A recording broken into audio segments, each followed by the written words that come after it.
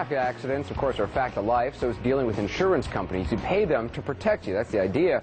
But some accident victims say they're being forced to settle or go to court because their claims are denied. We wanted to know the facts, and in a CNN investigation, we looked into whether some big-name insurers are more interested in profit than policyholders. CNN's Drew Griffin tonight, keeping them honest. There's an accident in this country every 5 seconds. It happened in Santa Fe, New Mexico, much the way Allstate describes it in its commercials. Roxanne Martinez driving down Cerrillos Road about noon when the SUV pulled out from Tesuque Drive. Well, I remember, like hitting the driver's side window, and then I don't know. The passenger side had been sideswiped. On the driver's side, Roxanne was smashed against the window. I had upper back pain. I went to chiropractors, physical therapists, massage therapists, acupuncture. They told me that my spine was damaged. The person driving the SUV that hit Martinez was ticketed and had insurance, Allstate. That was good because Martinez was racking up bills, plenty of them. CAT scans, doctor visits, x-rays, all bills she thought Allstate would cover. But after 3 years of fighting over bills and still hurting from the accident, Allstate came with a take-it-or-leave-it offer, $15,000. That was for, I guess, the car, medical. That was everything. I thought they'd pay all your bills and, keep on paying your medical bills. Roxanne Martinez was battling Allstate, the second biggest auto insurer in the nation. What she didn't know was that both Allstate and the largest auto insurer, State Farm, had changed the way they handled so-called minor crashes like hers. In an 18-month investigation across the country, CNN found that if you are injured in a minor accident, chances are high the two companies would challenge your medical claim, offering you barely a fraction of your expenses. They would do it by forcing people into court, dragging out court cases for years, and by convincing the public it was all designed to fight growing fraud in the car accident business. But documents examined by CNN indicate the motive was profit, and Allstate has gone to great lengths to keep those documents secret. In 2 states where Allstate has been sued, the company has defied judges' orders to make the documents public. According to Nevada insurance law professor Jeff Stemple, the new Get Tough strategy is adding up to billions in profit for the insurance companies and little, if anything, for the public. We can see that policyholders individually are getting hurt by being dragged into court on fender bender claims, and yet we don't see any collateral benefit in the form of reduced premiums even for the other policyholders. So I think now we can say to continue this kind of program is, in my view, institutionalized bad faith. We wanted to ask Allstate and State Farm all about this on camera in an interview, but they both said no. Allstate did send us an email. In an email, Allstate told us it did not believe it would have any real opportunity of being successful in getting CNN to do a balanced report.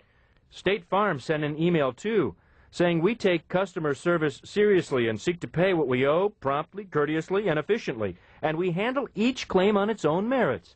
And State Farm also added this: any attempt to generalize that State Farm has adopted consultant recommendations as other insurers is just plain wrong. Who is the consultant State Farm refers to? The giant of the consulting industry, McKinsey & Company, hired by both State Farm and Allstate. McKinsey & Company said it does not discuss any of its clients' business. And at the same time Roxanne Martinez thought she was in good hands with Allstate, Allstate was being advised by McKinsey in writing to put boxing gloves on those good hands. That strategy, says Martinez's lawyer, was to take valid claims and pay pennies on the dollar. Attorney David Berardinelli has written a book about it and is challenging Allstate's strategy in what he hopes will be a class action lawsuit. So if you wanted to increase profit, you would try to chop the small claim. Sure. If you could take $1,000 off of 1 million claims, do the math.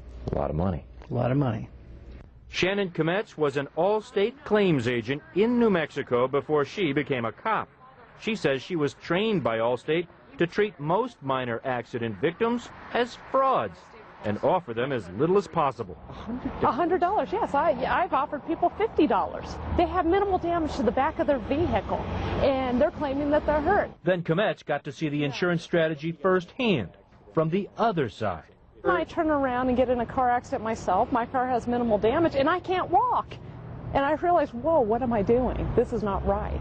It really came down to three basic elements: a position of delay, a position of denying a claim, and then ultimately, of course, defending that claim that you denied. The 3 Ds. Exactly. Jim Mathis is a former insurance company insider who now testifies against insurance companies in court. And the profits are huge. Profits are good. And as long as the public allows this to occur, the insurance companies will get richer, and people will not get a fair and reasonable settlement, period. Insurers don't blanket deny claims on any grounds whatsoever. Robert Hartwig is president of the Insurance Information Institute, an insurance industry trade group. What insurers are trying to do is monitor costs, and every insurer is under the same pressure to do it. And this Allstate training manual obtained by CNN details how that was going to be done, by forcing what the manual calls smaller walkaway settlements. The walkaway settlement for Roxanne Martinez was a take-it-or-leave-it offer of $15,000 that came 3 years after her accident. She said that would pay a little more than half of her costs. It's kind of hard when you're thinking, like, you know, are they going to leave me broke? Or, you know, I mean, that was very stressful. But Roxanne Martinez decided that instead of taking Allstate's offer, she would take Allstate to court. We'll tell you what can happen if you take an insurance company to court next on 360.